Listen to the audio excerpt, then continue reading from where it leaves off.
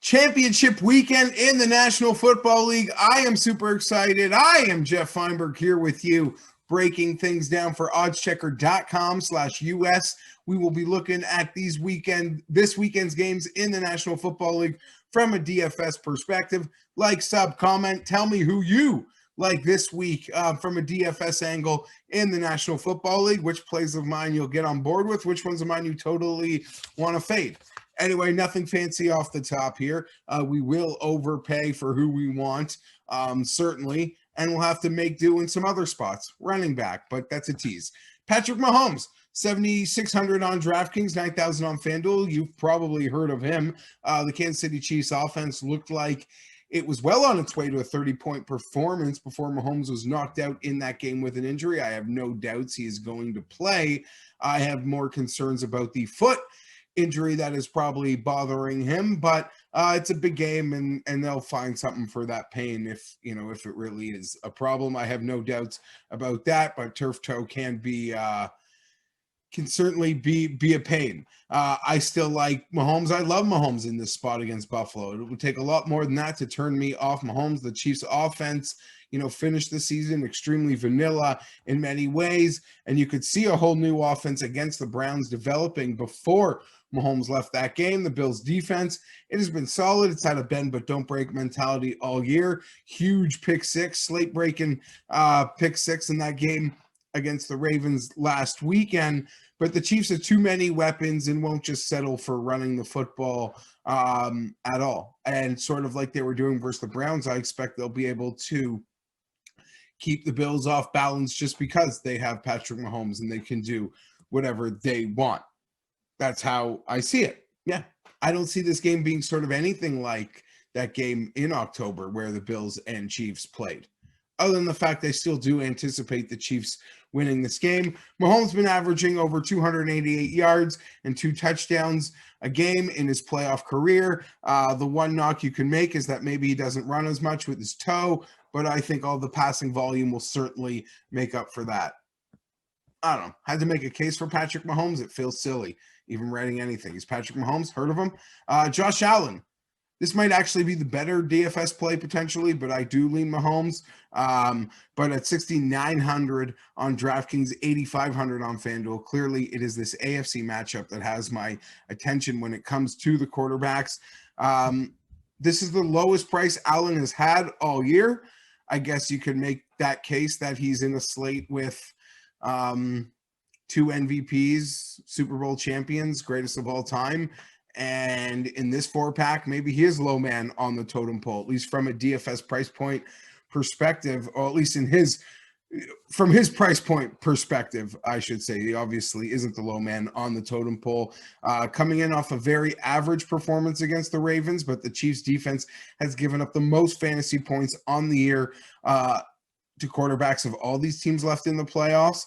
They're also going to be potentially without Bashaud Breeland, who left that Browns game with the concussion, not being spoken about nearly as much as the other concussion that happened in that game. But Allen has 35 and 37 passing attempts in his 2 playoff games, and I don't expect that to change one bit, especially under that great play calling that we've seen from Brian Daboll.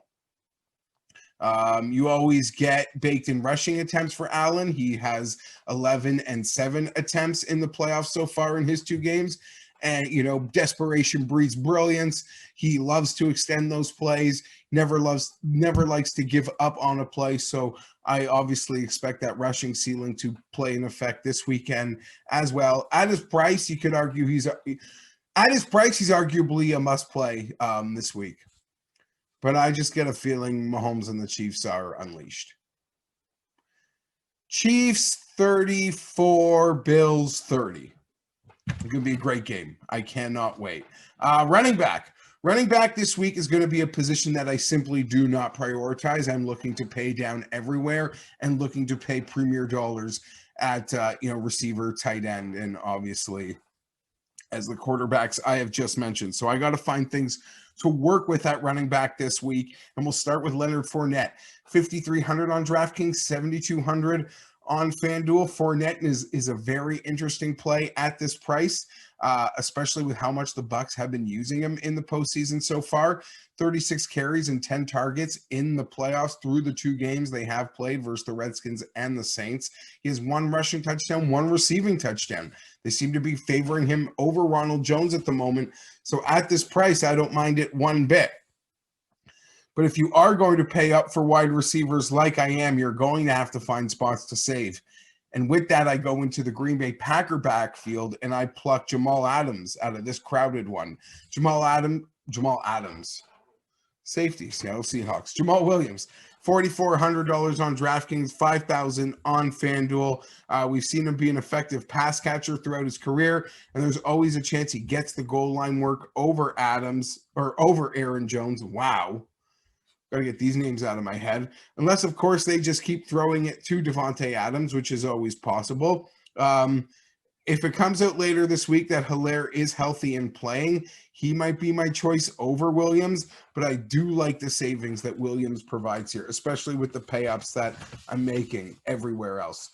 Stephon Diggs, $7,000 on DraftKings, $8,300 on FanDuel. It's hard to make an argument against Allen and Diggs stack. They have had tremendous success all season. Even look at last week where Allen threw for a little over 200 yards. Diggs still had 11 targets. That was 8 catches for 106 and a touchdown. Diggs, Adams, Hill, and Kelsey are going to be in all my lineups in some combination, whether it's 2 or 3 of them. I want as much exposure to all of them as I can possibly get and create. So you could argue with Diggs' consistency, upside, and pricing, he might be the best play out of all of them, but I am going to be circling those sharks, doing everything I can with those guys. Diggs, Adams, Hill, and Kelsey are everywhere for me, as much exposure as I can. And this Diggs price of $7,000 on DraftKings looks like one that is incredibly advantageous. Devontae Adams, $8,000 on DraftKings, $8,900 on FanDuel. This is the game that most people, including myself, of the two, have chosen to pretty much stay away from, but he still had 10 targets. Against the Rams, and he turned into 9 catches and 66 yards last week. The most impressive and enticing aspect of Adams' game is how Green Bay used him at the goal line. He had another end zone target and a touchdown last week and is 10 on the year, second most in the NFL. And yes, the way that Aaron Rodgers is feeling the game right now, it seems like he's playing the best football of his career. I don't know whether it's the quieter crowds that allow him to communicate perfectly and hear checks from defenses, but he just is playing a step ahead. He is playing a step ahead. It's like he knows what's coming. That is the level Aaron Rodgers is playing at, and you see those pre-line situations, pre-snap situations they're able to get Adams into. I think it's going to be another big game for those guys. But as I mentioned, that he's part of a pack of players that I am trying to roster everywhere. Might be 2, might be 3 of them in as many lineups as possible. Adams, Hill, Diggs, Kelsey. Oh, Kelsey, ever heard of him? $8,000 on DraftKings, $8,600 on FanDuel. Kelsey's price is actually remarkable to see compared to the rest of the players at his position, but it is justified. He is far and away the best play at this position. You could argue that he is as good as any play there is if you include wide receivers and tight ends. You can make a case outside of Patrick Mahomes, outside of quarterbacks, Travis Kelce might be the best player on the planet. If we just take away even defensive players in that argument, we don't have to argue him against Aaron Donald. I might say Travis Kelce is the best non-quarterback on the planet. That's what I think of him. That's what most people think of him. Another double-digit target game for him last week, which is now 5 straight. He had a touchdown, which is now 5 straight. He has the Buffalo defense, who struggles against tight ends this year and in this playoffs. They've given up the most fantasy points to tight ends of any of the teams left. He is expensive, but he's worth it, and I'm going to find the way. They could make him more expensive. Keep people away from him. I'd still want to use him. Lastly, on defense, I'm going to the Chiefs here.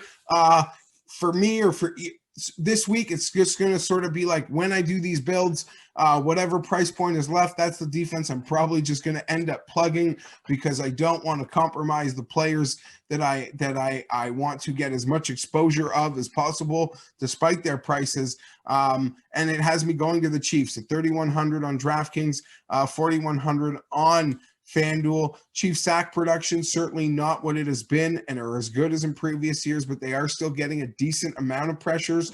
Of the 4 teams left, the Bills give up the second most quarterback pressures. Most of that is probably just a part of Josh Allen's ability to keep plays alive. Never want to let plays die, but can only hope in a big spot things get sloppy, sacks, turnovers, points, something that can break it. So the Chiefs for me at 3,100 there. I'm Geoff Fienberg. Thanks for taking the time to watch this video. Like, sub, comment. I'll be back next week where there'll be no football, but I'll still be here with my golf. Torrey Pines. Could argue real golf season begins next week in San Diego. I'm out.